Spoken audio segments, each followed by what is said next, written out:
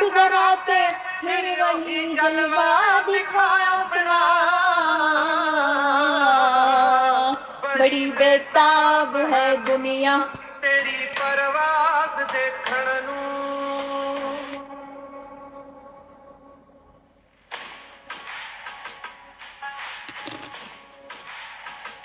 करे ते तीर देखण नू ते सर ते ताज देखण नू।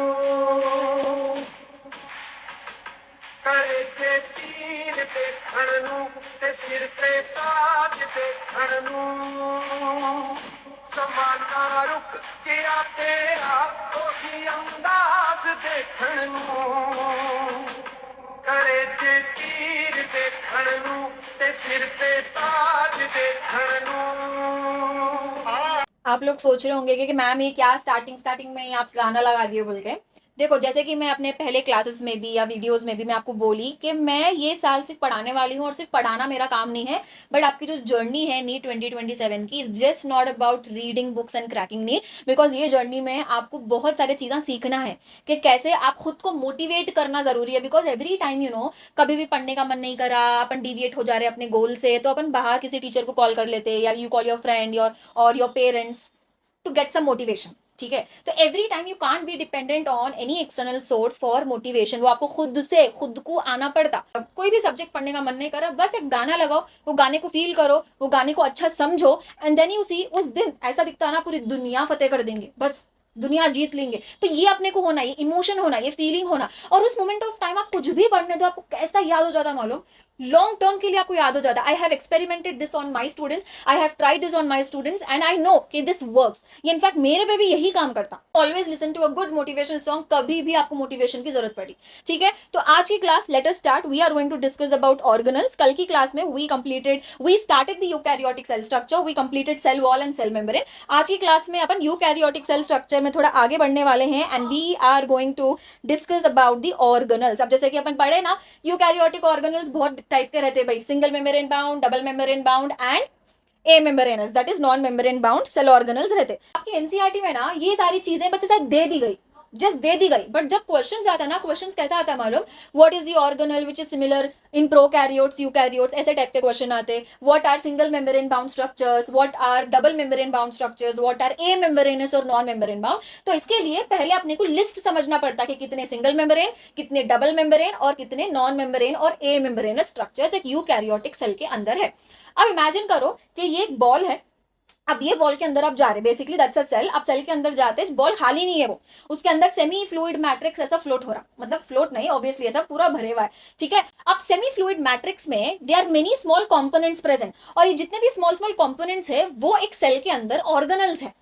ठीक है, आजकल आ रहा है ना भाई वो डेकोरेटिव बैलून, एक बड़ा बैलून रहता है, वो बैलून के अंदर छोटे छोटे छोटे छोटे बैलून रहते हैं, है ना। तो वैसे ही एक बॉल है, बॉल के अंदर छोटे छोटे छोटे और बॉल्स है, और वो जो छोटे छोटे बॉल्स है वो आपके सेल्यूलर ऑर्गेनल्स रिप्रेजेंट करते हैं। अब ये जो छोटे छोटे बॉल्स है ना, अलग अलग तरीके के रहते हैं, सिंपल एज दैट। वही चीज अपने को सेग्रीगेट करना है, वही चीज आई हैव सेग्रीगेटेड कि वो छोटे छोटे बॉल्स जो है या कॉम्पोनेंट्स है वो कितने टाइप के हैं। ठीक है, तो पहला let us start with single membrane bound structures. तो कितने सिंगल मेम्ब्रेन बाउंड स्ट्रक्चर्स है, endoplasmic reticulum, Golgi complex, lysosome, vacuole, cilia flagella, microbodies. कितने हैं जल्दी बोलो, ER, Golgi, lysosome, vacuole, cilia flagella and microbodies. ये क्या है, सिंगल मेम्ब्रेन बाउंड स्ट्रक्चर्स है। सिंगल मेम्ब्रेन बाउंड मतलब क्या, एक टोमेटो इमेजिन करो, वो टोमेटो को एक पॉलिथीन बैग में अपन लेके जा रहे, तो one tomato and one polythene bag, तो हर ऑर्गेनल का बस एक ही एक मेम्ब्रेन है बाहर।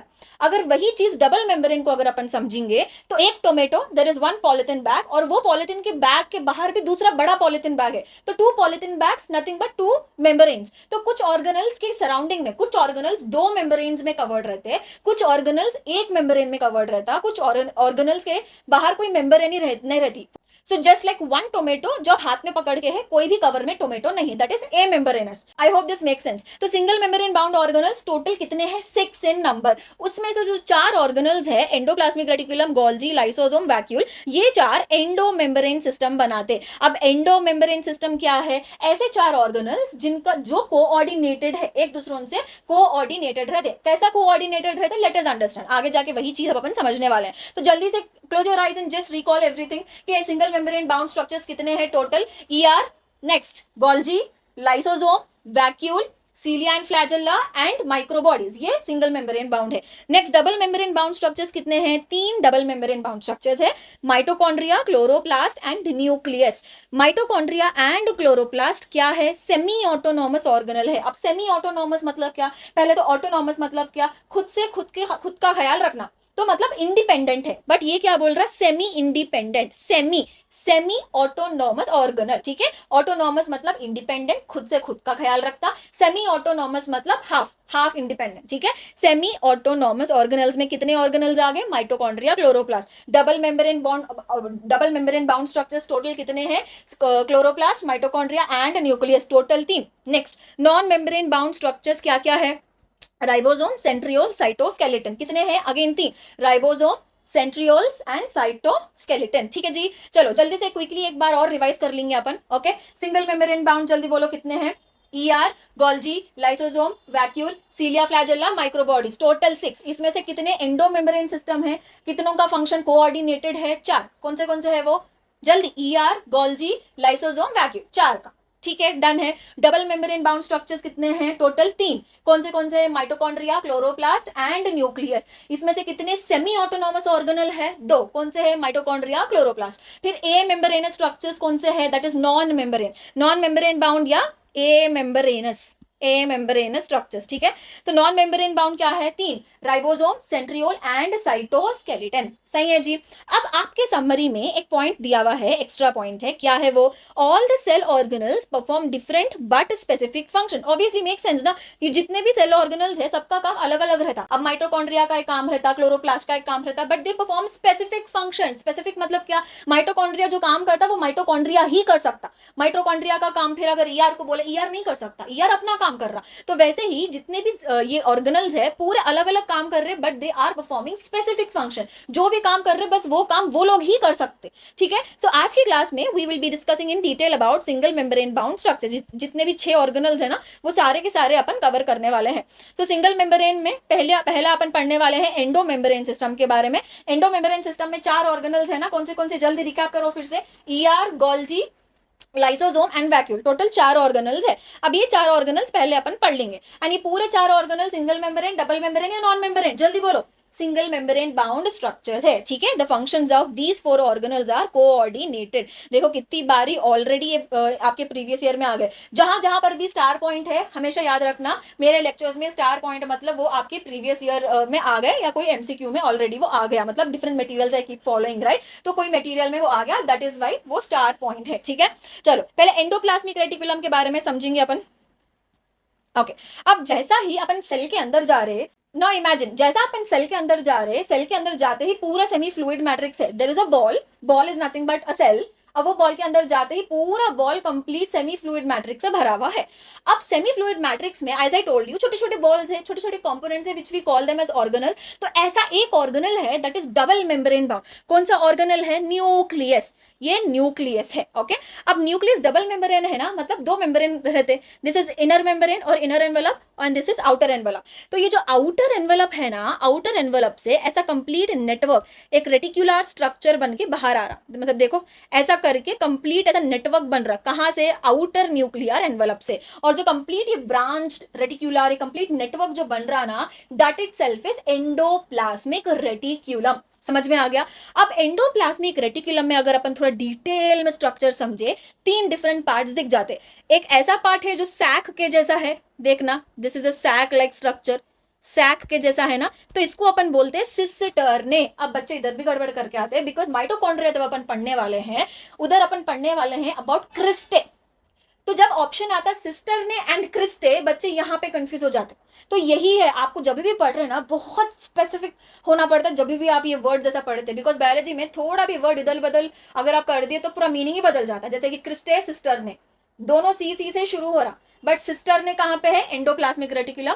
एंड क्रिस्टे कहां पे है? माइटोकॉन्ड्रिया में। तो ये जो सैक लाइक स्ट्रक्चर है ना, इसको अपन बोलते हैं सिस्टर ने। और ये जो ईच सिस्टर ने है, उनको इंटरकनेक्ट करना पड़ता अपने को। तो वो कनेक्ट करने के लिए, देखो ये कनेक्ट करने के लिए we have tubules. We have tubules connecting the cisternae, ठीक है।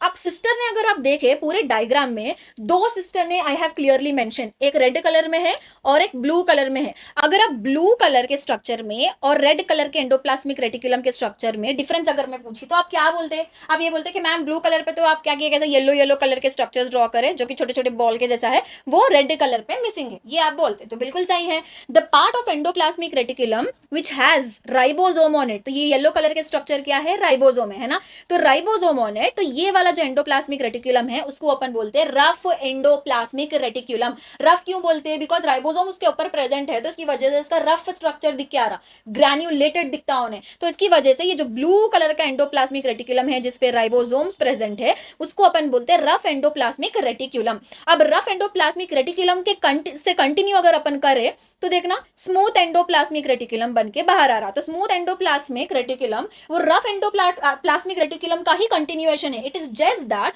उसके ऊपर कोई भी राइबोसोम्स नहीं है, कोई भी राइबोसोम्स नहीं है, ठीक है। एंड एक और पॉइंट ये है कि रफ एंडोप्लाज्मिक रेटिकुलम को अगर आप और थोड़ा डिटेल में देखें, ये ऐसा हिस्सा है जो आउटर न्यूक्लियर एनवेलप से कनेक्ट होता, फिर दूसरी एंड से प्लाज्मा मेम्ब्रेन को उन्हें कनेक्ट कर देता, ठीक है। तो आप समझे, लास्ट क्लास में I told you that compartmentalisation of cytoplasm और compartmentalisation of the entire cell is because of the membrane bound organelles. तो समझ रहे ना कैसा ये मेम्ब्रेन बाउंड स्ट्रक्चर्स पूरे एक सेल को अलग अलग हिस्से में बांट दे रहे, जैसे कि देखना यहां से आउटर न्यूक्लियर एनवेलप से इन कनेक्टेड है आरईआर और दूसरे एंड से प्लाज्मा मेम्ब्रेन से कनेक्टेड है, तो कंपार्टमेंटलाइजेशन हो रहा ना, अलग अलग हिस्सों में बट जा रहा पूरा का पूरा सेल, समझ में आ रहा है ना आपको। सो इंपॉर्टेंट पॉइंट्स अब अपन देखेंगे आरईआर के बारे में। रफ एंडोप्लाज्मिक रेटिकुलम के बारे में आपकी एनसीईआरटी क्या बोल रही है, ये रफ है बिकॉज इसके ऊपर राइबोसोम्स है, ऑलरेडी नीट में आ गया। जहां जहां राइबोसोम सुन रहे हैं आंख बंद करके वो हिस्से में प्रोटीन सिंथेसिस लिखे आना, तो जहां राइबोसोम है भाई वहां तो प्रोटीन सिंथेसिस होता ही होता, तो RER is helping in protein synthesis, ठीक है। तो ये ऐसे सेल्स में ज्यादा रहता, found in the cells involved in protein synthesis and secretion. जो भी सेल्स में प्रोटीन ज्यादा अमाउंट में ज्यादा होना ना, वो सेल्स में आरईआर की क्वांटिटी ज्यादा रहती। Extensive and continuous with outer membrane of nucleus, obviously ये तो आउटर मेम्ब्रेन ऑफ न्यूक्लियस से कंटिन्यू होते हुए बन रहा है आरईआर। अब एससीआर के इंपॉर्टेंट पॉइंट्स अपन बात कर लेंगे। स्मूथ एंडोप्लाज्मिक रेटिकुलम पे राइबोसोम्स एब्सेंट रहते, राइबोसोम्स नहीं रहते, एंड ऑब्वियसली राइबोसोम नहीं है तो प्रोटीन तो नहीं बना रहा, फिर कुछ तो बना रहा होगा ना, वो क्या बना रहा, लिपिड एंड स्टीरॉल सिंथेसिस। अब आपकी एनसीईआरटी क्या बोल रही कि in animals this also helps in steroidal hormone synthesis. तो स्टीरॉयडल हार्मोन सिंथेसिस कौन सा एंडोप्लाज्मिक रेटिकुलम करता है, SER. Lipid and sterol synthesis SER. Protein synthesis कौन कर रहा, दैट इज आरईआर। इतना समझ में आ गया। एंडोप्लाज्मिक रेटिकुलम दो टाइप का रहता है, एससीआर एंड आरईआर। अब क्या होता, समझो ये चीज कि अगर ये आरईआर है, आरईआर में तो प्रोटीन बन रहा, तो obviously I told you that RER will help in protein synthesis. अब प्रोटीन बन के जा रहा किधर, कहीं तो जाना ना, कहीं तो उसकी जरूरत होगी ना, ठीक है। तो ये जो सिस्टर ने है, जो सैक लाइक स्ट्रक्चर है ना, तो उसके एंड से क्या होता है, छोटे छोटे यूनिट से सब पिंच आउट होके बाहर आ जाते, तो जैसा ही ये पिंच होके बाहर आ जाता, इसको अपन बोलते हैं वेसिकल्स। तो ओवरऑल एंडोप्लाज्मिक रेटिकुलम के तीन इंपॉर्टेंट पार्ट्स है, क्या है, cisternae sac like structure, फिर ट्यूब्यूल्स जो सिस्टर ने को कनेक्ट करते हैं, and then vesicles which carry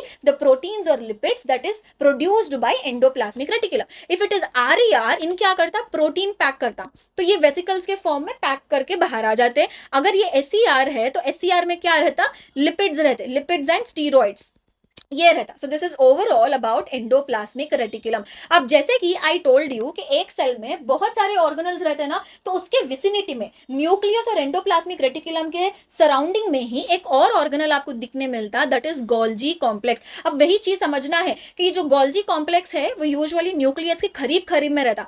क्यों करीब करीब में रहता, लेट अस अंडरस्टैंड, ठीक है। बट उससे पहले अपन ये सारे पॉइंट्स एक बार कवर कर देंगे। एंडोप्लाज्मिक रेटिकुलम इलेक्ट्रॉन माइक्रोस्कोप के थ्रू अपन इजिली देख सकते हैं, दिमाग में लो, खोपड़ी में ये बात अब आ जाना कि कभी भी किसी भी चीज का अल्ट्रा स्ट्रक्चर अपन समझने की कोशिश कर रहे हैं तो अपने को इलेक्ट्रॉन माइक्रोस्कोप होना, बिकॉज उसकी रेजोल्यूशन पावर बहुत हाई रहती।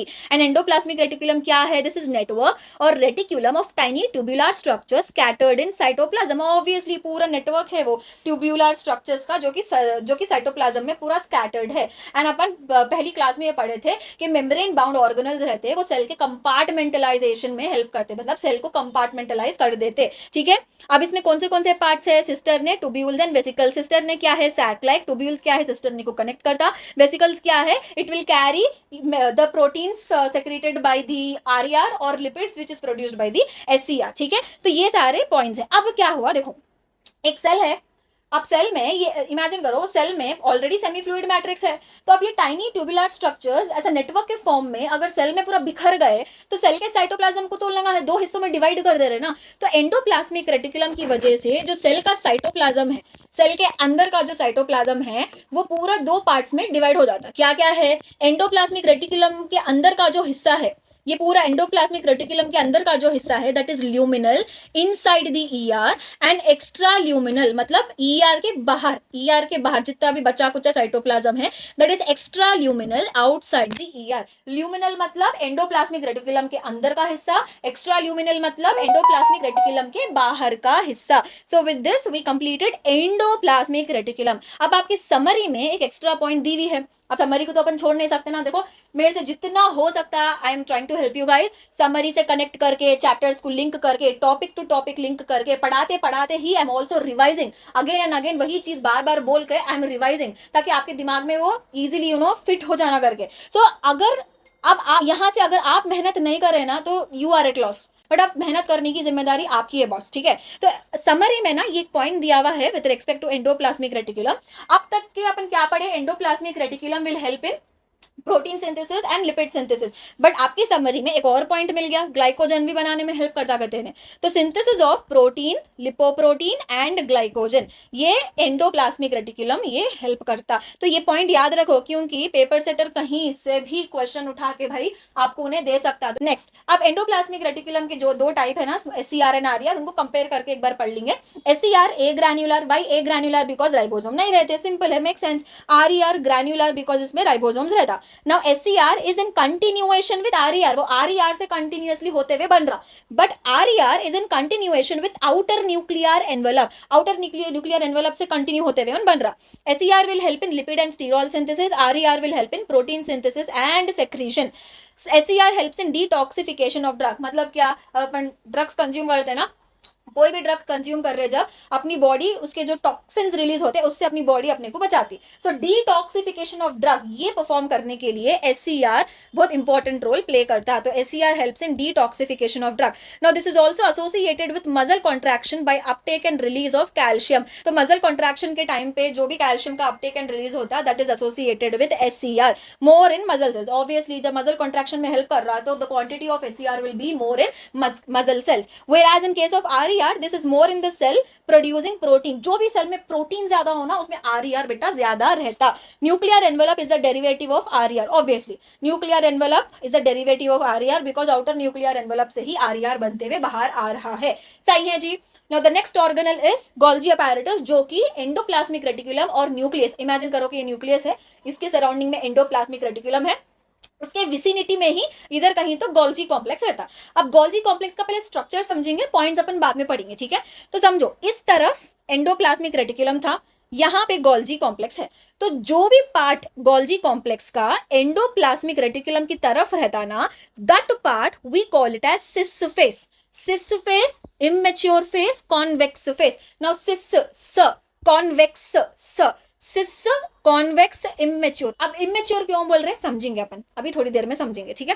देखो गोल्जी कॉम्प्लेक्स का जो ऑपोजिट साइड है, जो ER, अब यहाँ पे ER है, ये गोल्जी है, गोल्जी का ये वाला हिस्सा जो ER के करीब है that is cis, immature and convex, ठीक है। और जो ER से दूर है, the other end of the Golgi, that is called as trans face, mature face and it is concave. तो कॉन्केव आप क्यों बोल रही है समझेंगे। देखो ER में जो प्रोटीन्स बने और जो लिपिड्स बने, RER प्रोटीन्स के वेसिकल्स रिलीज करता और SCR लिपिड एंड स्टीरॉइड्स के वेसिकल्स रिलीज करता। तो उसके अंदर जो प्रोटीन और लिपिड्स है वो इमेच्योर है, वो इमेच्योर है, वो कोई भी एक्टिविटी परफॉर्म नहीं कर सकते। तो वो जो भी इमेच्योर प्रोटीन और इमेच्योर लिपिड है वो पहले गोल्जी के पास जाता, वो गोल्जी के अंदर मॉडिफाई हो जाता, उन्हें मेच्योर हो जाता और गोल्जी के दूसरे एंड से वापस उन्हें बाहर आ जाता। And that is when it is going to carry, जो भी गोल्जी अपैरेटस बाद में जो मॉडिफाई करके प्रोटीन्स और लिपिड्स को बाहर की तरफ में छोड़ता ना, अब वो एक्टिव फॉर्म में रहते। समझ में आ रहा? तो देखो ये वाला जो हिस्सा जो ER के करीब है, we call this end as immature phase, because ये ER के जो भी वेसिकल्स है they are carrying immature protein if it is from RER and immature lipid if it is from SER। वही वेसिकल्स जाके गोल्जी के वॉल से fuse कर जाते, फिर ये जितने भी प्रोटीन्स या लिपिड्स है वो गोल्जी में रिलीज हो जाते। अब अगर अपन गोल्जी के पार्ट्स पढ़े, just like endoplasmic reticulum, what with the parts of ER, cisternae, tubules and vesicles, 3 parts इसमें भी देखने को मिल जाते। तो ये सैक लाइक स्ट्रक्चर जो है ना, ये सैक लाइक स्ट्रक्चर को अपन बोलते हैं सिस्टर्ने, ठीक है। ईच सिस्टर्ने इज इंटरकनेक्टेड विया ट्यूब्यूल्स, एंड जो गोल्जी के दूसरे एंड से जो छोटे छोटे वेसिकल्स बन के बाहर निकल रहे हैं apparently which are carrying the mature proteins and mature lipid, ये हो गए वेसिकल्स, सिंपल एज दैट। समझ में आ रहा? सिस्टर्ने के क्या पॉइंट्स आपकी एनसीईआरटी बोल रही, let us understand. These are flat disc shape 0.5 mu m to 1.0 mu m in diameter, तो ये याद रख लो। यूजुअली यहां से एक भी क्वेश्चन नहीं आया बट स्टिल, ठीक है। एक सेकेंड, राइट। तो अब ये चीज को ही समझना है कि कैसा हो रहा। जैसे कि ये प्रोटीन्स एंड लिपिड्स अपने सिस्टरने में, गोल्जी कॉम्प्लेक्स के सिस्टरने में रिलीज हो जाते हैं, वो वन सिस्टरने टू ईच सिस्टरने ऐसा पास ऑन होते ना with the help of tubules, ये पास ऑन हो रहे तभी ये मॉडिफाई हो जाते, मतलब ना मेच्योर हो जाते। जैसा ही मेच्योर हो जाते गोल्जी कॉम्प्लेक्स के मेच्योर्ड साइड से, this is the matured side ना, ये मेच्योर्ड साइड से वो सिस्टरने के यूनिट से सब पिंच आउट होके बाहर आ जाते। तो ये देखना छोटे छोटे वेसिकल्स बाहर आ गए, but this time these vesicles are carrying mature proteins and mature lipids, mature protein and mature lipids. जैसा ही ये वेसिकल्स रिलीज होते हैं, अब सेल के अंदर कोई प्रोटीन की जरूरत है तो वो वेसिकल उधर उस तरफ पे जाके अपना काम कर देता, नहीं सेल के बाहर अगर जाना है तो वो वेसिकल सेल के बाहर भी चले जाता, ठीक है। तो दिस इज द मैकेनिज्म कि कैसा एक प्रोटीन बनता ER में और लिपिड बनता, फिर वो गोल्जी के पास जाता मेच्योरेशन के लिए, फिर गोल्जी उसको मेच्योर करके पैक करके वेसिकल, वो मेच्योर प्रोटीन और मेच्योर लिपिड का वेसिकल, उसको वेसिकल में पैक करके बाहर ऐसा छोड़ देती, ठीक है। तो ये जो मॉडिफिकेशन हो रहा ना प्रोटीन्स एंड लिपिड्स का,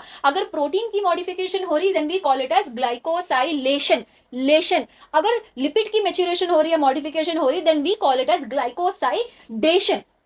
ओके यहाँ पे ऑलरेडी पॉइंट्स है which will go through one by one, एक बार गो थ्रू करेंगे अपन, बट सारे पॉइंट्स ही एक बार देख लेंगे। गोल्जी अपैरेटस, कैमिलियो गोल्जी दिए थे 1898 में। This is stained reticular structure near nucleus, वही है रेटिकुलर स्ट्रक्चर है, बिकॉज ऑब्वियसली रेटिकुलर ही बना रहा ना सिस्टरने, ट्यूब्यूल्स, वेसिकल्स पूरा मिलकर एक रेटिकुलर स्ट्रक्चर बना रहे, कहाँ पे, न्यूक्लियस की विसिनिटी में, याद रखना, ठीक है। देन सिस फेज मैच्योर कॉन्वेक्स, अगर ये याद हो गया तो ऑटोमेटिकली आपको दूसरा याद हो जाता, ठीक है। अब ये इंपॉर्टेंट पॉइंट्स क्या है, packing material to be delivered intracellular, या तो सेल के अंदर, और सेक्रेटेड आउटसाइड द सेल। जहां जहां star point please make a note, दिमाग में ये बात डाल लो, अपनी खोपड़ी में ये बात डाल लो कि वो ऑलरेडी आपके PYQs में आ गया है, पूरा का पूरा पेपर वहीं से बन के निकलता है, तो PYQ को छोड़ना नहीं है, ठीक है। तो ये गोल्जी अपैरेटस पैकेजिंग में भी हेल्प कर रहा है भाई, पैक करके वो जो भी पैक्ड वेसिकल्स है उसको या तो उन्हें इंट्रासेल्यूलर जहां पर भी जरूरत है वहां डिलीवर कर देता, और that is secreted outside the cell. अब ये ग्लाइकोसाइलेशन, ग्लाइकोसाइडेशन, ये काफी बार आ गया, you see many times it has already appeared in your papers, previous papers. तो प्रोटीन की मॉडिफिकेशन को ग्लाइकोसाइलेशन, लिपिड की मॉडिफिकेशन को ग्लाइकोसाइडेशन, लिपिड में D है, ग्लाइकोसाइडेशन में D है, so lipid glycosidation, protein opposite, you will anyhow know it, glycosylation. अब प्रोटीन कैसा बन रहा है एक बार ये समझेंगे, because in PYQ you will come across this word called post translation modification. ये आपके थ्योरी में कहीं पर भी नहीं है, इनफैक्ट अगर इसको अपन मॉलिकुलर बेसिस से भी लिंक करें तो ये पोस्ट ट्रांसलेशन करके ऐसा कुछ दिया नहीं, बट आपके PYQ में है, दिमाग लगा लिया तो हो जाता। देखो कभी भी जब प्रोटीन बन रही ना, ये सीक्वेंस रहता, DNA टू पहले RNA बनता, कौन सा RNA, mRNA, direct protein DNA से नहीं बनता, तो DNA टू mRNA ये ट्रांसक्रिप्शन है, mRNA से फिर प्रोटीन बनता, दिस इज ट्रांसलेशन, ठीक है। तो जैसा ही प्रोटीन बना, ये प्रोटीन तो बेटा इमेच्योर प्रोटीन है, इमेच्योर है ना। अब ये इमेच्योर प्रोटीन पहले गोल्जी के पास चले जाता, जैसा ही बनता, गोल्जी में मॉडिफिकेशन ऑफ प्रोटीन हो रहा, तो ये ट्रांसलेशन के बाद वाला हिस्सा है ना, तो पोस्ट ट्रांसलेशन, पोस्ट ट्रांसलेशन कौन से ऑर्गेनल में होता, पोस्ट ट्रांसलेशन मॉडिफिकेशन अपने गोल्जी अपैरेटस में होता। तो ये पूरा गोल्जी अपैरेटस अपन खत्म कर दिए। ER में क्या हो रहा, rough ER protein synthesis and SER lipid synthesis. Golgi में क्या हो रहा, पैकेजिंग हो रहा, and glycosylation, modification of proteins, glycosidation, modification of lipids. ये जो भी चीजें पैक हो रहे या तो इंट्रासेल्यूलर, सेल के अंदर ही वो लोग यूज कर लेते हैं, या फिर सेल के बाहर वो सेक्रेटेड हो जाते, basically it's secreted outside the cell. No next organelle is lysosome. अब ये किधर बन रहा, लल्ला, समझो ये चीज को। ट्रांसफेस है ना गोल्जी का, वो ट्रांसफेस की तरफ से बड़े बड़े ऐसे कंपोनेंट्स बाहर निकलते। वेसिकल्स छोटे छोटे साइज का रहता। अगर वेसिकल्स को अगर बड़े साइज में, अगर बड़ा ऐसा कोई वेसिकल, ऐसा बड़ा कोई चीज ऐसा बाहर निकल रहा ट्रांसफेस से, वो लाइसोसोम है। तो लाइसोसोम कहां से निकल रहा? ट्रांसफेस ऑफ गोल्जी से ही लाइसोसोम बाहर निकल रहा है। अब लाइसोसोम के क्या इंपॉर्टेंट पॉइंट्स है, देखो बस इतना समझो। लाइसोसोम एक ऐसा ऑर्गेनल है, सिंगल मेम्ब्रेन बाउंड है, एक ऐसा ऑर्गेनल है जो ना तोड़ने का काम करता। इसके अंदर कुछ ऐसे एंजाइम्स रहते हैं जो तोड़ने का काम करते हैं, ठीक है। तो ऐसे एंजाइम्स को अपन बोलते हैं हाइड्रोलाइटिक एंजाइम्स, हाइड्रोलाइटिक एंजाइम्स। और ये हमेशा गर्म रहते हैं, लगा गुस्से गुस्से में रहते, तोड़ने का काम कर रहे हैं ना, तो हमेशा गुस्से गुस्से में रहते। तो इसलिए अंदर पीएच एसिडिक रहता, लो पीएच रहता, एसिडिक रहता, ठीक है। कौन से एंजाइम्स रहते हैं? Lipases, proteases, carbohydrases, nucleases. Lipases अगर है तो लिपिड को डाइजेस्ट करते, प्रोटीएजेस अगर है तो प्रोटीन को तोड़ देते, कार्बोहाइड्रेसेस है तो कार्बोहाइड्रेट्स को डाइजेस्ट करते, न्यूक्लिएजेस है तो न्यूक्लिक एसिड्स को डाइजेस्ट कर देते। अब यहाँ पे समझो, if I have to ask you a question carbohydrates का, क्या ये ग्लूकोज को डाइजेस्ट कर सकते? क्या ये ग्लूकोज को डाइजेस्ट कर सकते? क्या ग्लूकोज एक मोनोमर है, सिंगल शुगर है। अगर एक सिंगल शुगर है तो इसको क्या ही तोड़ेगा, उन्हें नहीं तोड़ सकता। बट अगर ऐसा चेन है शुगर की, ये जो चेन है ना पॉलीसैकेराइड जिसको अपन बोलते हैं, ये चेन को तोड़ने का काम करता। कार्बोहाइड्रेट की चेन को उन्हें तोड़ता। तो अगर ग्लूकोज या कोई भी सिंगल शुगर आपको एग्जाम्पल में या क्वेश्चन में दिया, तो ये कार्बोहाइड्रेट्स उसको नहीं तोड़ते। ऐसा मल्टीपल चेन रहता ना, वो चेन को तोड़ देते हो। एक शुगर है तो उसको नहीं तोड़ सकते। तो carbohydrates digest carbohydrates usually that should be more than one, या तो पॉलीसैकेराइड रहना या तो वो डाइसैकेराइड रहना, मोनोसैकेराइड रहे तो नहीं तोड़ सकता। और ये जितने भी lipid, protein, carbohydrate, nucleic acids है ना, ये पूरे मैक्रोमोलिक्यूल्स है, जिसकी बात समरी में हुई। अगेन समरी से एक पॉइंट अपन लिंक कर रहे, क्या पॉइंट है वो समरी में क्या दिया कि डाइजेशन ऑफ मैक्रोमोलिक्यूल ये कौन सा ऑर्गेनल करता? बेटा जी लाइसोसोम करता, बिकॉज ये पूरे के पूरे मॉलिक्यूल्स मैक्रोमोलिक्यूल्स है, ठीक है। चलो अब कॉन्सेप्ट रिलेटेड एक क्वेश्चन आया था आपके पीवाईक्यू में, वो अपन देखेंगे। ये पूरे एंजाइम्स कौन से पीएच पे एक्टिव रहते? जल्दी बोलो। पीएच एसिडिक मतलब लो पीएच, है ना। तो अगर लाइसोसोम के अंदर पीएच बढ़ा दिए मतलब अल्कलाइन पीएच अगर कर दिए, तो ये पूरे एंजाइम्स का क्या होता? इनएक्टिव हो जाते ना। तो वही चीज है भाई, पीवाईक्यू में दे दिया। If pH is high, if pH high pH, okay मैं सही तो पढ़ रही थी। If pH is high that is alkaline inside the lysosome. अगर पीएच लाइसोसोम के अंदर अगर अपन अल्कलाइन कर दिए, पीएच को हाई कर दिए, तो hydrolytic enzymes will get inactive. Okay शुरू में मेरे को लगा कि मैं स्टेटमेंट गलत पढ़ दी बोल के, बट सही पढ़ी थी। पीएच अगर अपन हाई कर दिए, अल्कलाइन पीएच अगर कर दिए, तो वो हाइड्रोलाइटिक एंजाइम जितने भी है ये इनएक्टिव हो जाते। No next organelle vacuole. अब वैक्यूल क्या है? वैक्यूल एक छोटा सा ऐसी ऑर्गेनल रहता, ऑर्गेनिज्म टू ऑर्गेनिज्म में क्या साइज ऑफ द वैक्यूल वो वेरी करता और फंक्शन भी वेरी करता। जो वैक्यूल का मेम्ब्रेन है ना, ये मेम्ब्रेन को अपन टोनोप्लास्ट बोलते हैं, that is the membrane of vacuole. अब वैक्यूल के अंदर ना usually concentration high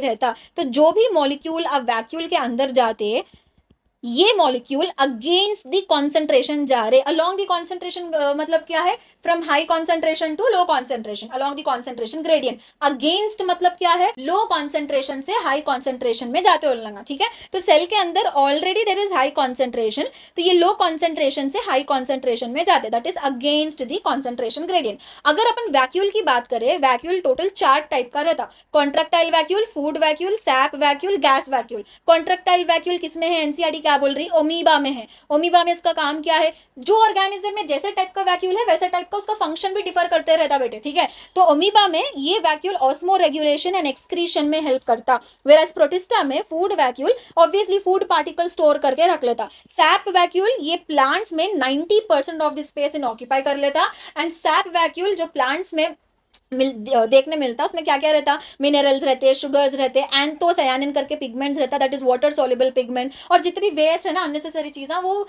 SAP vacuole में स्टोर्ड रहते हैं। तो प्लांट में जब भी ये वैक्यूल रहता, that occupies 90% of the cell space, ठीक है। गैस वैक्यूल अपन ये किधर की पढ़े थे ना, याद करो जल्दी, प्रोकैरियोटिक सेल स्ट्रक्चर में पढ़े थे अपन गैस वैक्यूल। एक्चुअली क्या है बोले तो कि कुछ साइंटिस्ट ना इन लोग गैस वैक्यूल्स को वैक्यूल्स बोलते, कुछ साइंटिस्ट इसको वेसिकल्स भी बोलते। तो ये सीधा से ना वेसिकल्स वैक्यूल्स ये दो में एडजस्ट नहीं होता, ठीक है। अपन इसको इंक्लूजन बॉडीज में पढ़े थे इन केस ऑफ प्रोकैरियोट्स, है ना। तो इसीलिए इसको स्यूडो वैक्यूल्स भी अपन बोल सकते हैं, ठीक है।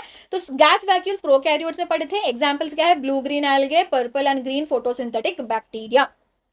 Osmotic expansion of a cell kept in water is regulated by vacuole। तो देखो ये सेल है, सेल को अगर अपन पानी में डाल दिए, सेल के अंदर जब पानी चले जाता ना, तो पानी अंदर जाने की वजह से सेल का साइज ऐसा बढ़ जाता। सेल पहले छोटू सा था, अब सेल का साइज बढ़ गया, उन्हें थोड़ा स्वेल हो गया, तो ऑब्वियसली थोड़ा एक्सपैंड हो जाता है पानी अगर कोई अंदर जा रहा तो ये जो एक्सपेंशन हो रहा सेल का, that is regulated because of vacuole. ये वैक्यूल की वजह से रेगुलेट होता, बिकॉज वैक्यूल में वाटर भी स्टोर होता, ये मिनरल्स भी स्टोर कर सकता, पिगमेंट्स भी स्टोर कर सकता, वेस्ट कंपोनेंट्स भी ना स्टोर करके रख सकता। डिपेंड करता ऑर्गेनिज्म टू ऑर्गेनिज्म पे उसका क्या काम रहता, वो डिपेंड कर सकता।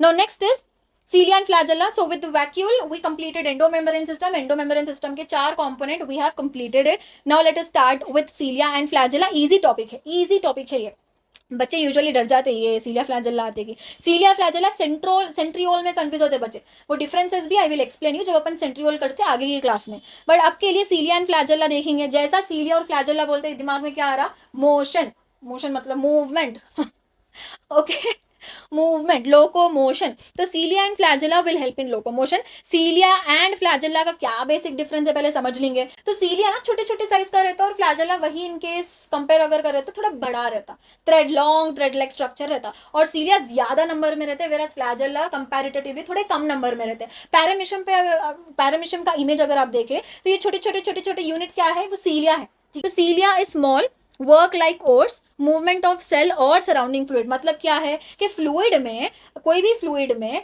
या तो वो ये सेल है, ये सेल को ही आगे लेके जाता, ठीक है, सेल को ही आगे लेके जा रहा, या फिर पानी को पीछे ढकलता जिसकी वजह से सेल आगे बढ़े। जैसे अपन तीरते हैं ना, whenever we swim we push the water back, ऐसे करके ना we push the water back. जैसा पानी पीछे जाता अपनी बॉडी आगे जाती, तो या तो उन्हें फ्लूइड को हटा देता जिसकी वजह से बॉडी आगे जाती, या फिर डायरेक्ट बॉडी को हटा देता उन्हें डायरेक्टली, ठीक है।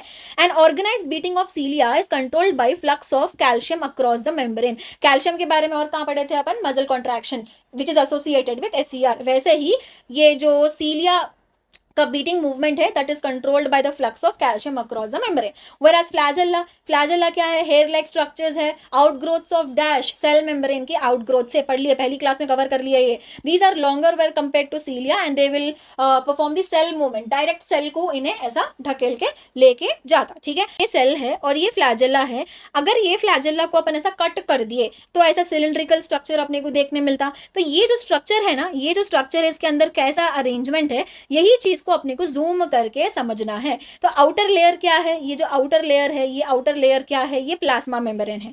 जैसा अपन अंदर देख रहे, अंदर देखे तो peripherally we see 9 peripheral tubules, 9 peripheral tubules which are present in doublet. तो ये पूरे ट्यूब्यूल्स क्या है, माइक्रो ट्यूब्यूल्स है वो। तो जैसा अपन फ्लैजेला को कट करके देखे, we see the arrangement of micro tubules, basically the tubulin protein. Micro tubules का अरेंजमेंट रहता, micro tubules which are nothing but tubulin proteins made up of tubulin proteins. उनका कैसा प्रेजेंट है, 9 पेरिफेरल डबलेट्स के form में arranged है।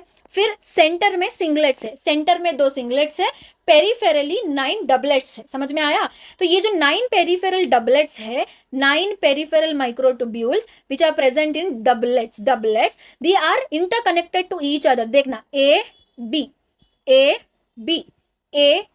They are further interconnected with each other. कैसा, inter दोनों के बीच में डबलेट ब्रिज, ये 2 डबलेट्स को कनेक्ट कर रहा ना, तो इंटर 2 के बीच में डबलेट, 2 डबलेट्स को कनेक्ट कर रहा, inter doublet bridge made up of nexin protein. But apart from that you see the small protein rods coming out, these are made up of dynein proteins. अब central में 2 singly arrange microtubules है which are surrounded by central sheath. तो ये जो centre का जो microtubule है, जो पेरिफेरल वाले है, they are again further interconnected. कैसा, जो पेरिफेरल वाला हिस्सा है, दैट पेरिफेरल यूनिट, वहां से रेडियल स्पोक्स जनरेट होते टुवर्ड्स दी सेंट्रल शीथ। तो ये रेडियल स्पोक्स है, तो टोटल कितने रेडियल स्पोक्स रहते हैं, 9 रेडियल स्पोक्स। तो ओवरऑल अपन एक बार इसकी कैलकुलेशन भी देख लेंगे। एंड ये जो कोर है ना, ओवरऑल दिस एंटायर कोर, इसको अपन बोलते हैं exonym.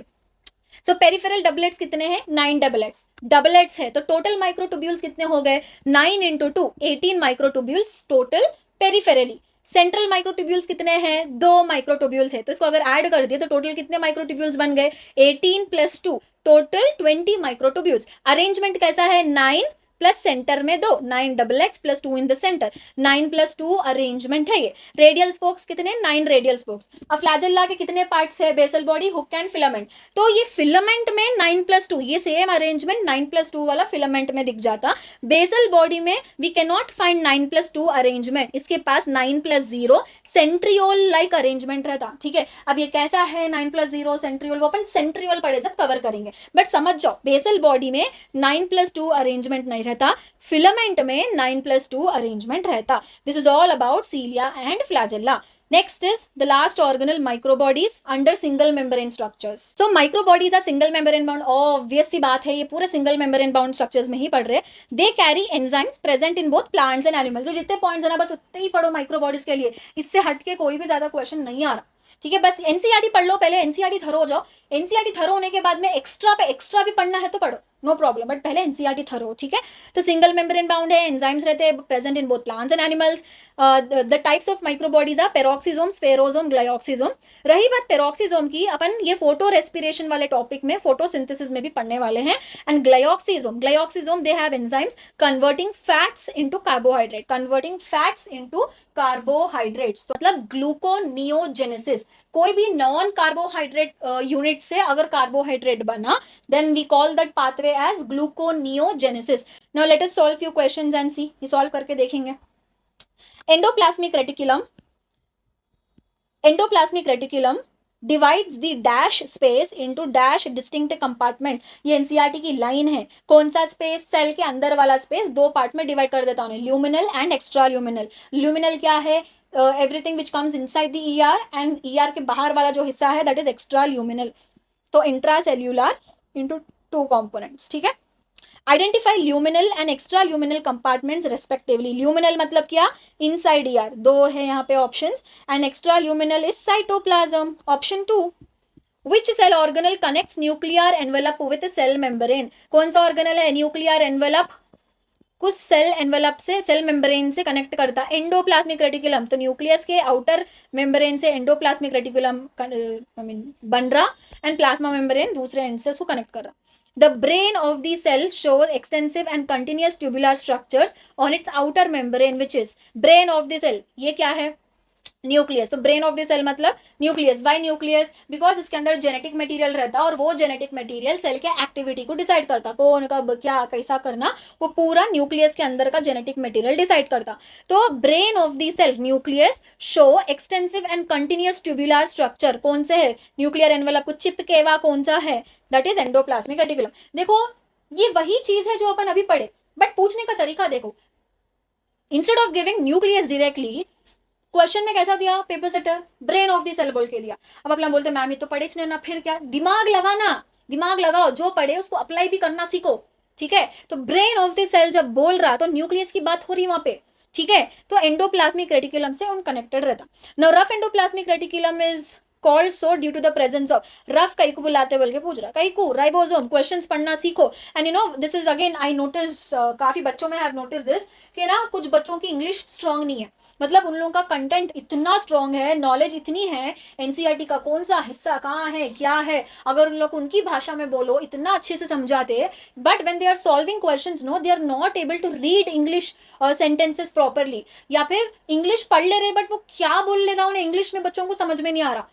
I have witness this, I have personally witness this कि बच्चे को उसकी लैंग्वेज में बोलो, मतलब मैं तेलंगाना से हूँ ना, तो बच्चे तेलुगु में ऐसे ऐसे करके they explain me everything, NCERT का हर एक चीज समझा देते, बट जब इंग्लिश में क्वेश्चंस पढ़ते ना, वो उन लोगों को समझ में नहीं आ रहा, उन्हें बोल रहा है एक पेपर सेटर, इन लोग समझ ले रहे कुछ और की। तो प्लीज इस पे भी अपना काम करो। ठीक है, प्लीज डू दैट, बिकॉज अगर एक और साल आपका खराब नहीं करना है तो यही लूप होल्स है जहां पे आप काम करें तो आप आपको नीट का रिजल्ट अच्छा आ सकता। ठीक है, चलो next question, flow of material through Golgi occurs in, कैसा, ईआर है पहले, ईआर से गोल्जी के सिस फेस में होने जाता, फिर ट्रांस फेस से मेच्योर होके बाहर आ जाता। तो क्या है, one way route, yes one way, trans to cis झूठे बता, one way route yes, cis to trans this is the answer, both way route गलत, सर्क्युलर तो बिल्कुल झूठ। Next, Golgi apparatus is an important site for the formation of, क्या बना रहा है उन्हें जल्दी बोलो, modification of protein, modification of lipid, तो glycoproteins and glycolipids, option 2। Golgi apparatus, identify the incorrect. देखो this is what I keep telling every time, कभी भी क्वेश्चन में इनकरेक्ट करेक्ट आया, पहले वो वर्ड को सर्कल कर लो, वो वर्ड पे ध्यान दो, बिकॉज एंड में पढ़े पढ़े तक ना कभी भी इनकरेक्ट पूछ रहा ना, अपन बुक में तो करेक्ट पढ़ते ना, तो अपना दिमाग चिल्ला चिल्ला के करेक्ट आंसर बोलता, तो करेक्ट में से भी करेक्ट को टिक करके आते अपने होनहार बच्चे। अगर सर्कल कर लिए, कभी भी नजर पड़ी ना, your brain will send you the signal, अरे इनकरेक्ट बोला, इनकरेक्ट को ढूंढ रहे बोल के। तो this is what you have to do, please circle that word. Cis and trans face are entirely different, okay, identify the incorrect statement. Packaging materials, okay, material secreted outside the cell, always, always देके गलत कर दिया इन्हें, always थोड़ी cell के अंदर, intracellular भी उन्हें रखता, अगर नहीं बोले तो उन्हें सेक्रीट कर देता, always it is not outside the cell, intracellular भी उन रखता। Next, which of the following are not, underline this, not hydrolytic enzyme. देखो यहाँ पे पेपर सेटर कैसा खेलता आपके साथ में, अपन हाइड्रोलाइटिक एंजाइम्स के बारे में पढ़े ना, इन्हें यहाँ नॉट बोल दिया, अब दिमाग काम नहीं करता, अपन जो पढ़े अपना ब्रेन वो ढूंढने की कोशिश करता, समझ रहे? So this is how you have to be very alert when you are reading the question. Nucleases yes, carbohydrates yes, proteases yes, ligases नहीं रहता, लाइगेसेस चिपकाने का काम करता, हाइड्रोलाइटिक एंजाइम्स तोड़ने का काम करते, ठीक है। Which of the following cannot, cannot circle, cannot be digested by hydrolytic enzyme.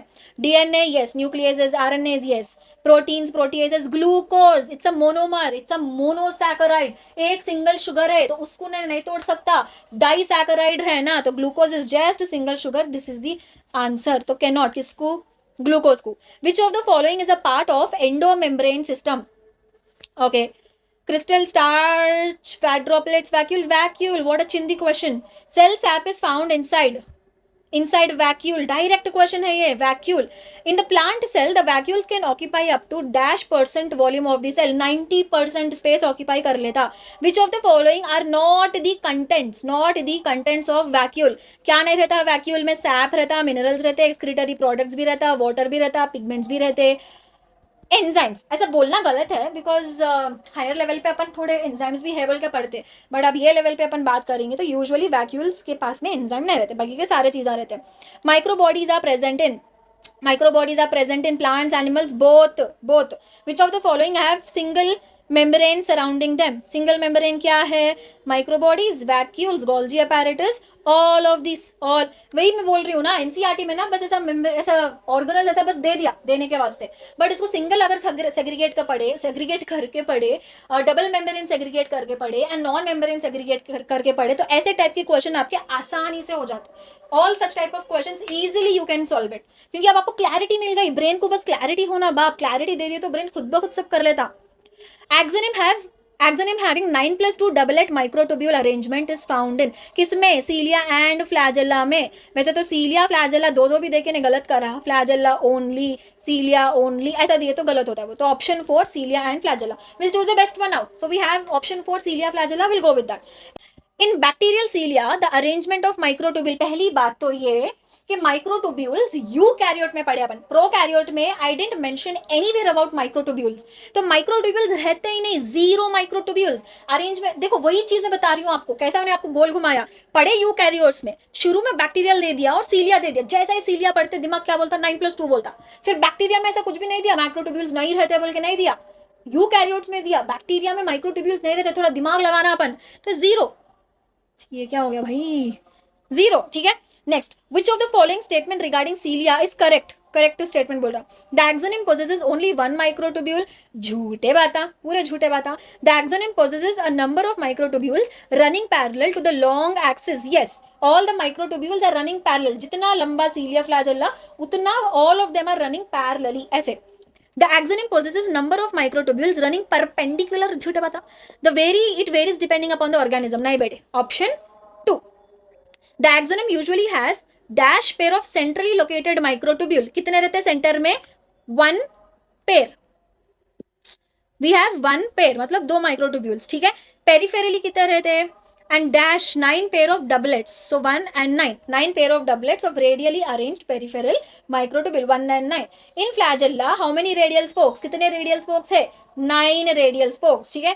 now this question I want you to solve by yourself and इसका आंसर आप कमेंट करो एंड ये खुद से करो, ठीक है, राइट। सो नेक्स्ट क्लास में we will try to complete double membrane bound structures, mitochondria, chloroplast and nucleus, ये अपन कवर कर लिए, ठीक है। नाउ अब इसके नोट्स वगैरह जितने भी फ्री कंटेंट है, फ्री पीडीएफ है, वो आपको किधर मिलता, वो मेरे ऐप पे मिलता। ऐप डाउनलोड कैसा करना और ये पूरे कंटेंट को एक्सेस कैसा करना है, उसके लिए I am attaching a video, just watch that video and download the app and use करो भी जितने भी पीडीएफ्स हैं ऐप पे अवेलेबल। ऑलराइट, सो मिलते हैं नेक्स्ट वीडियो लेक्चर में, bye.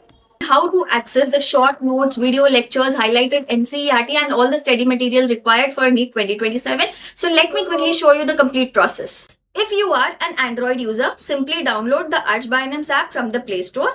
If you are using an iPhone, download the Class Plus app and enter the code DBKKIR. Once you open the app, register using your phone number.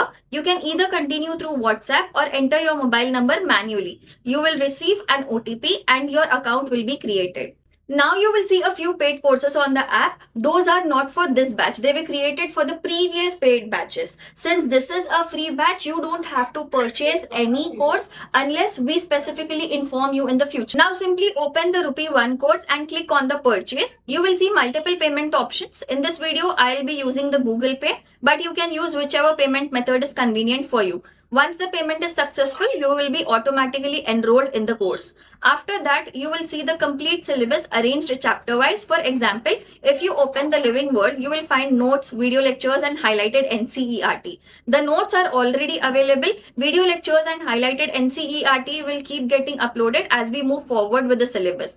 Apart from these, many more resources and updates will also be added with time. You guys might be wondering why I'm asking you to purchase this 1 rupee course since the batch is free. The reason is that the app mainly promotes the paid content and the free content is not always visible right away. So instead of making you search for the free material every time, we have created this 1 rupee course wherein you will get everything at one place. Also, you can check out the NEET 2027 curriculum over here wherein all the details are given and the sequence of chapters that we will be following for the NEET 2027 preparation is also given.